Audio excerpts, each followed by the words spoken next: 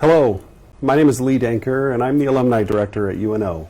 On behalf of my colleague with the UNMC Alumni Association, Catherine Mello, welcome to another Alumni Virtual Lunch and Learn. We're glad you joined us, and we hope that you're already having a great day. We enjoy having these sessions because it gives us an opportunity to share some important information with our alumni, but it also gives us an opportunity to hear from you. So as you listen today, please share where you're watching from, and also let us know as you listen to our experts if you have some questions for them about today's topic. And today's topic is going to be a good one. It's the pandemic and your pocketbook. Joining us today are Vice Chancellor for Business Finance and Business Development at UNO and UNMC, Doug Ewald, and UNO Professor of Economics, Chris Decker. Again, please share your questions with us as our presenters go along. And with that, I'll turn it over to Chris and Doug. Okay, thank you. So over the last couple of weeks or so, I've been trying to get a sense as to what's going to be happening to our economy, our labor force predictions, our job generation numbers, and I thought I'd share some of that stuff with you here this afternoon, if I could. If you could put up that first slide, I just have a couple of quick slides to run through.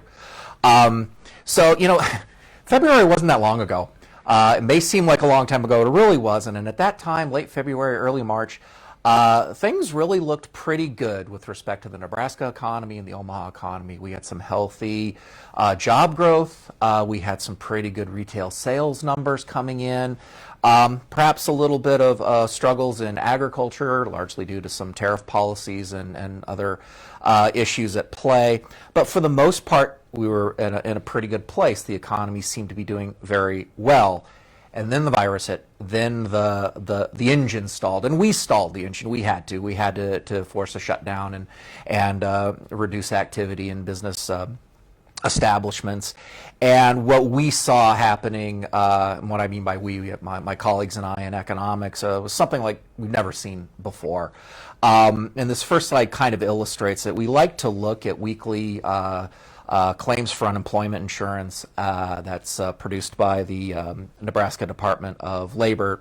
They released that data. And we saw this spike around late March 21st, close to 25,000 new claims being filed. We never seen anything like that before.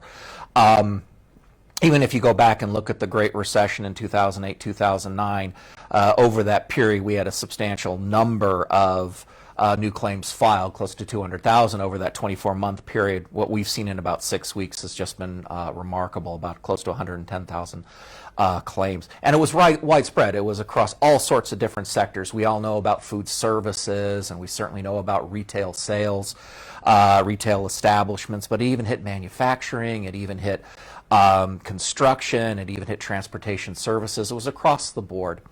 And that's not too surprising when you think about how all these different sectors in our economy are interlinked through a supply chain. If you see dramatic drops in demand in one sector, that's going to impact adversely other sectors as well.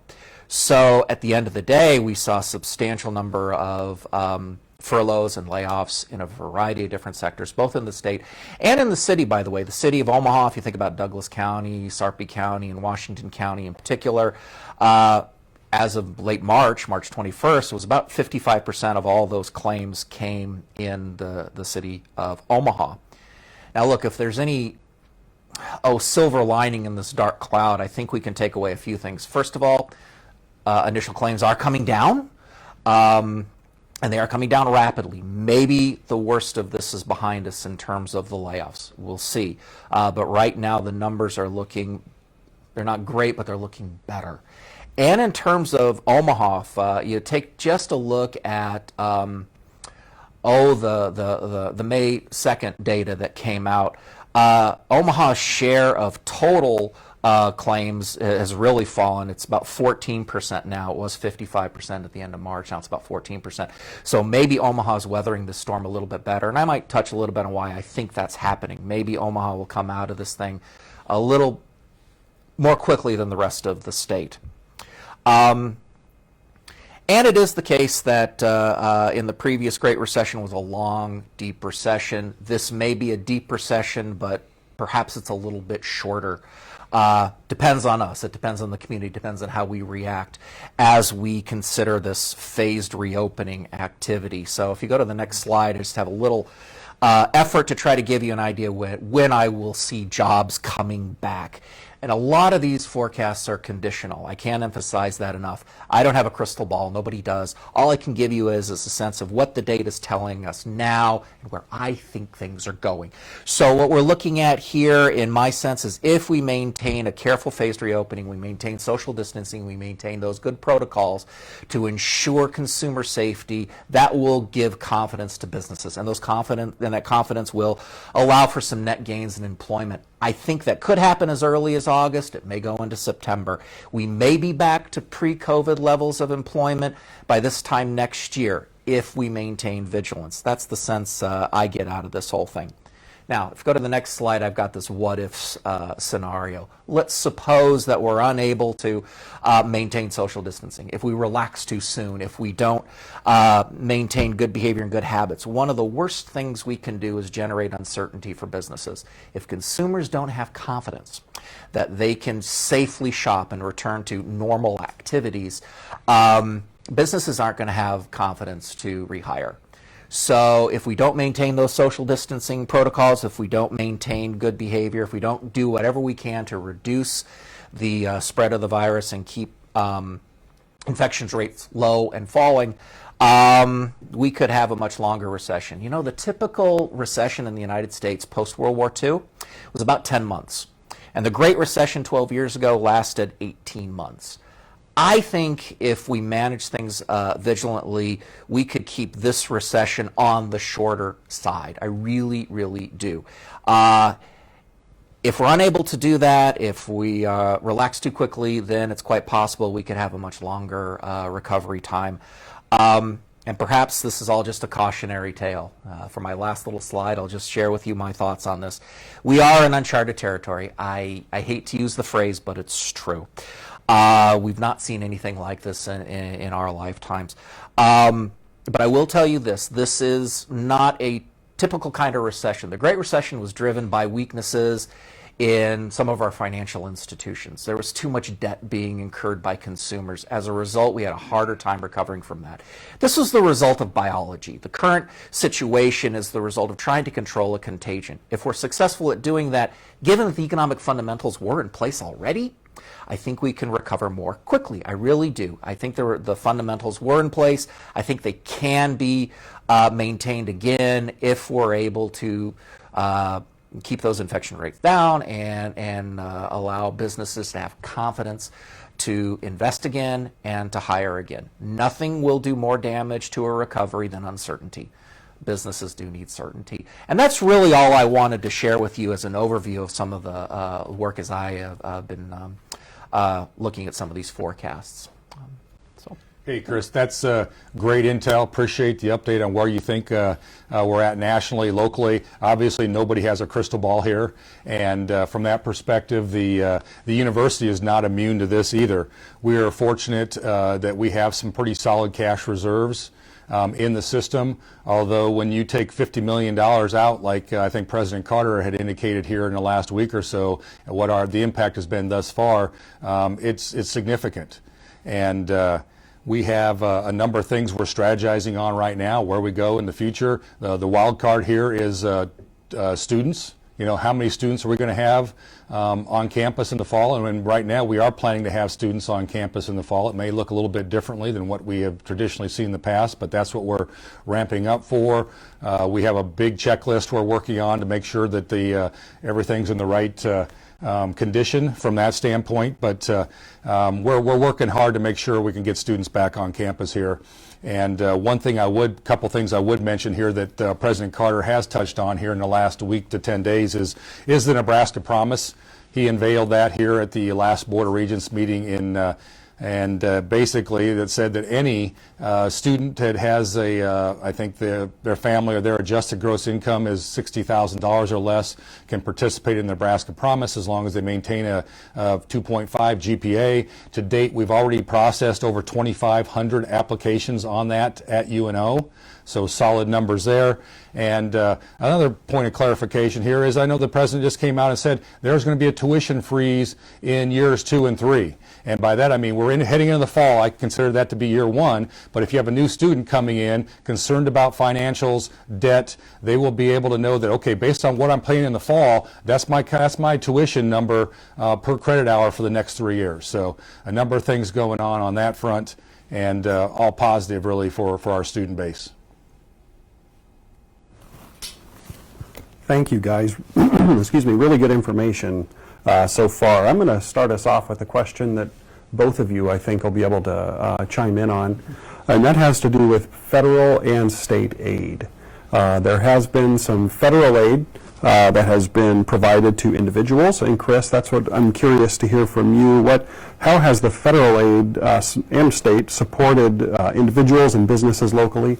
And then, Doug, if you could talk about how that has impacted the university.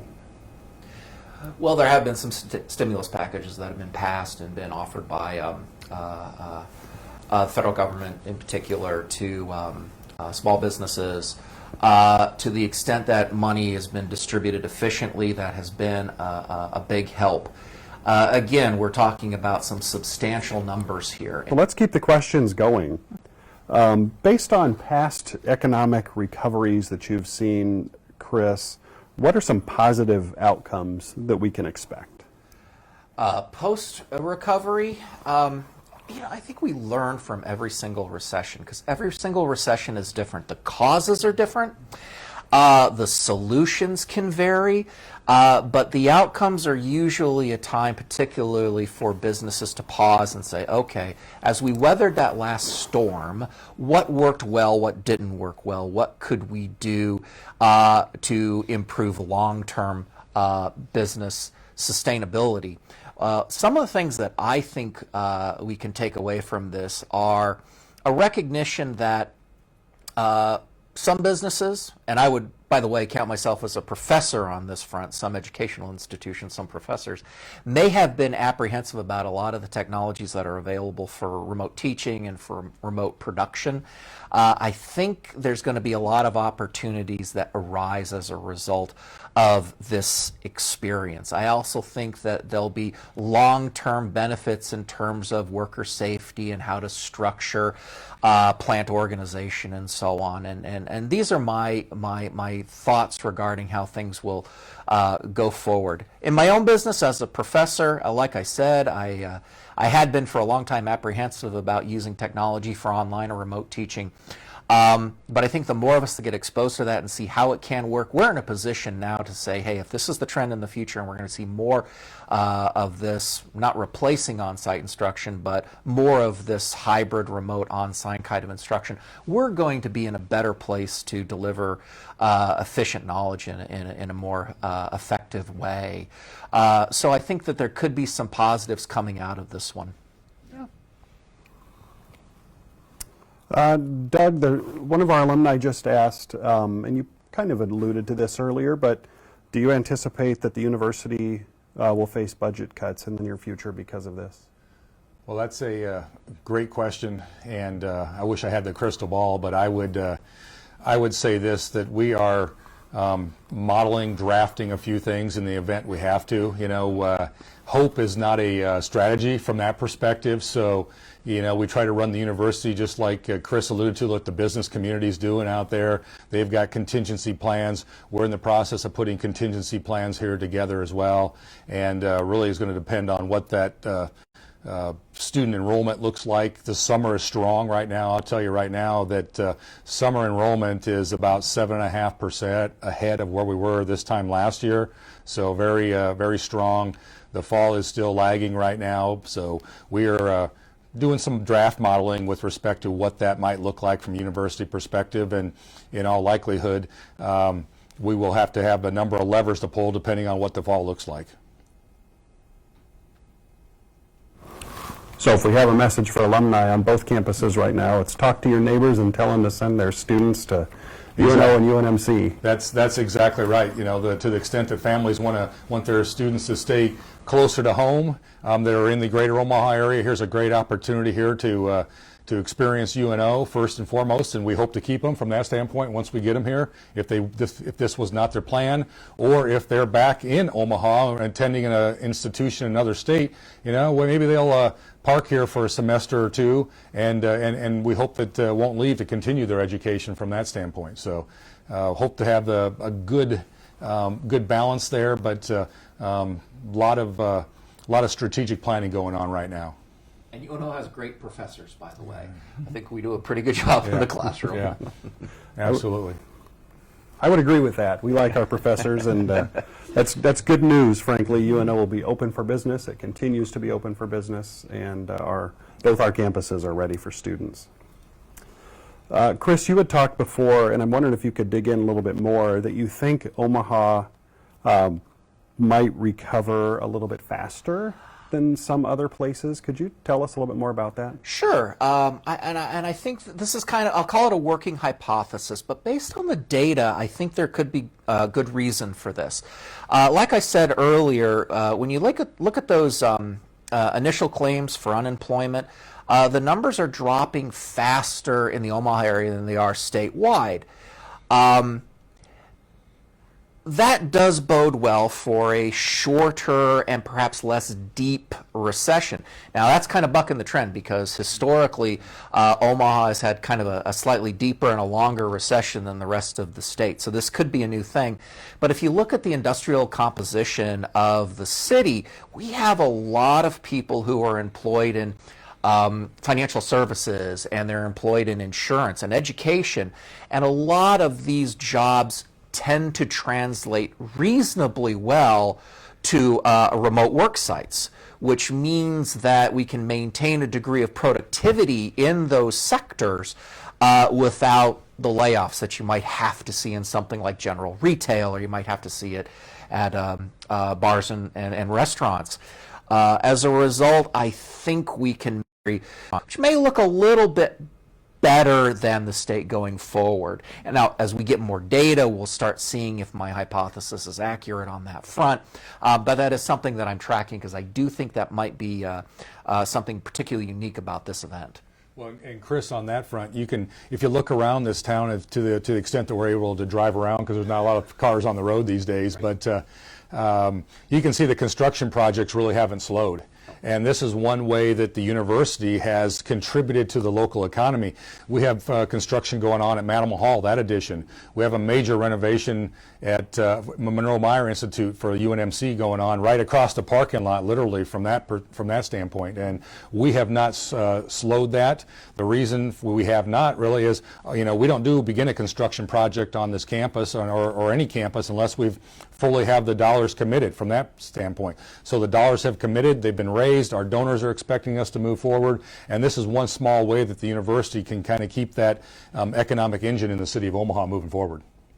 Yeah, and I think a lot of the construction activity has been managing the social distancing well. As when I've happened to drive by, I'm particularly interested in Manimal Hall for obvious reasons, where the business school is.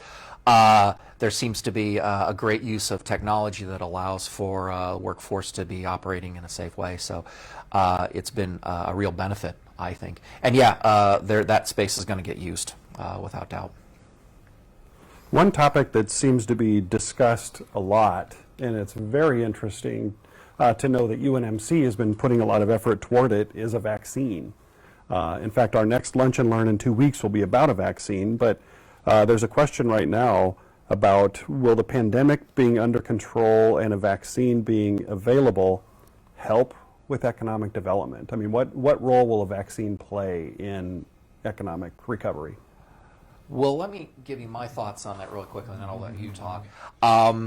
To me, as an economist looking forward, a vaccine's kind of the holy grail.